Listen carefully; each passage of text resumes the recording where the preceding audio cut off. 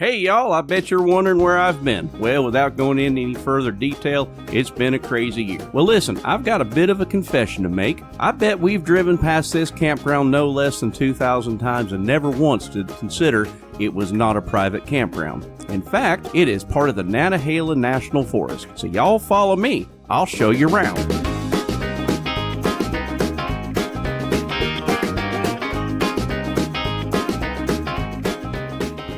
Before we go any further, I'd like to remind you guys, please don't forget to mash that subscribe button, give me a big old thumbs up, maybe even leave me a comment or two. I sure would appreciate it. Wanted to tell you guys about this great app too, RV Parky. What a wonderful app to go find campgrounds all over this great country of ours. And it's absolutely free. Check your Play Store. So as I mentioned, we've driven past this place a million times and didn't realize it was National Park. Well, indeed it is. This is the Jackrabbit Recreation Area and Campground located in Hayesville, North Carolina in the Nantahala National Forest right on the beautiful Lake Chatuge. The Jackrabbit Mountain Campground offers scenic lakeside camping in the beautiful Nantahala National Forest of southwestern North Carolina, near Hayesville, North Carolina. Campers, among other things, can breathe in the fresh air of the forest while enjoying numerous recreation activities, which includes hiking, picnic, mountain biking, fishing, and water sports. The campground contains 3 separate camping loops. Loop A is open May through September, while Loop B and C is open May through October. Oh my goodness, I almost forgot. Like I said, this has been a crazy year and I'm a little bit out of practice doing this. So, here is my usual disclaimer. Ladies and gentlemen, there's plenty of wildlife to witness in this park.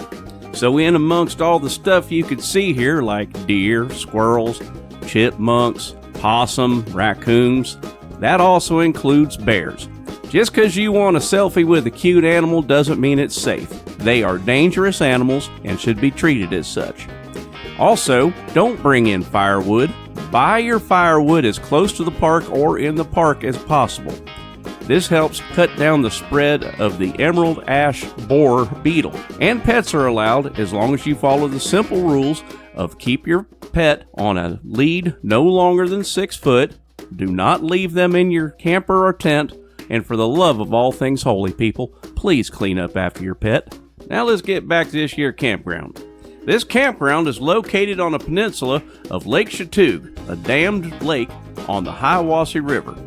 This sits in a beautiful pine forest at an elevation of 1,860 feet. So what that means in a primitive campground, as in no electricity and running water, it's probably going to be a little chilly at night.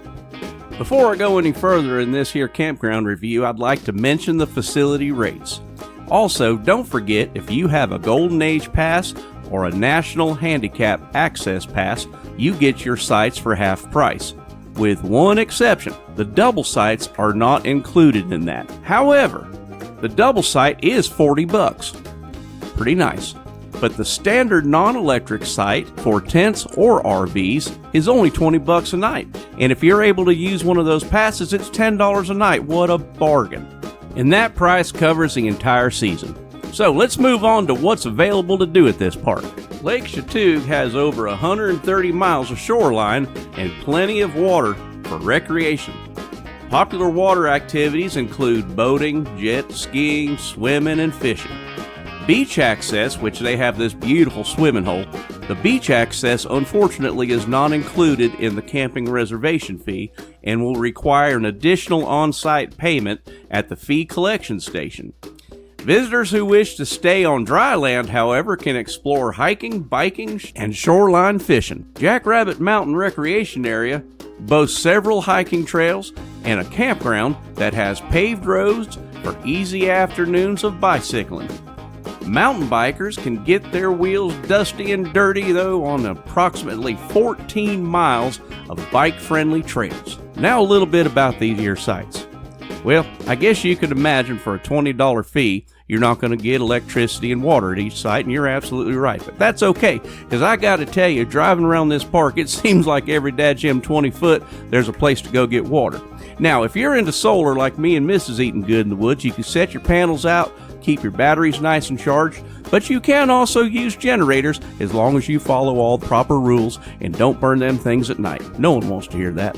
That said, probably about half of these campsites have a lake view. It's absolutely beautiful. Now, getting back to what this park has to offer.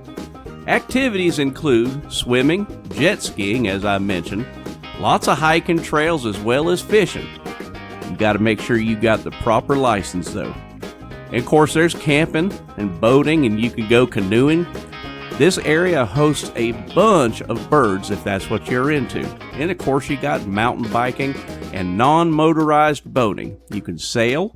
You have water access via the boating ramp you'll see at the end of this video. There's a nice day use area, as well as paddle boarding and picnicking. Some of the amenities that this park and campground offer, along with beach access and boat ramps, is boat trailer parking, campfire rings, drinking water as I mentioned before, and there is a 2 RV dump station, which is really unusual for a national park. There's fireplace there at the picnic pavilion, flush toilets and showers, as well as grills at every site. There's a horseshoe pit, lantern post, lights, tent pads, picnic tables, and RV parking. Now, as I mentioned earlier about pets, there are a couple of things that I've got to mention. No pets are allowed at the beach, the picnic area, the swimming area, or just out in the parking lot. And as far as alcohol is concerned, it is not allowed in the recreation area, including the campground, the beach, and the boat ramp. And all the campsites that are designated for RV do not have tent pads.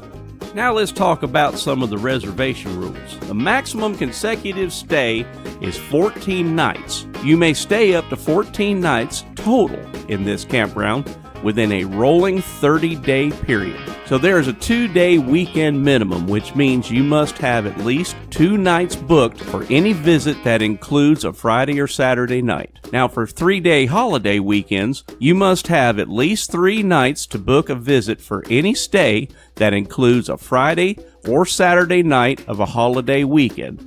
That includes Columbus Day, Independence Day, Labor Day, Martin Luther King Day, Memorial Day, New Year's Day, President's Day, Veterans Day, and Christmas. Now, usually there's a transaction fee included in booking these things online, but you'll be glad to know that you can pay for up to 4 reservations at one time within the same credit card transaction.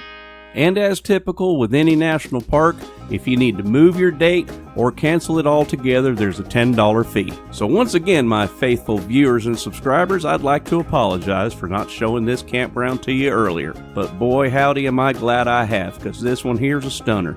And if you're into camping, lakeside, mountainside, this is the one for you. Well, listen, that's going to about do it for this episode of Eatin Good in the Woods Campground Reviews. Y'all going out there and be nice to one another. I sure love y'all, and until we meet again, may God bless you. Bye-bye.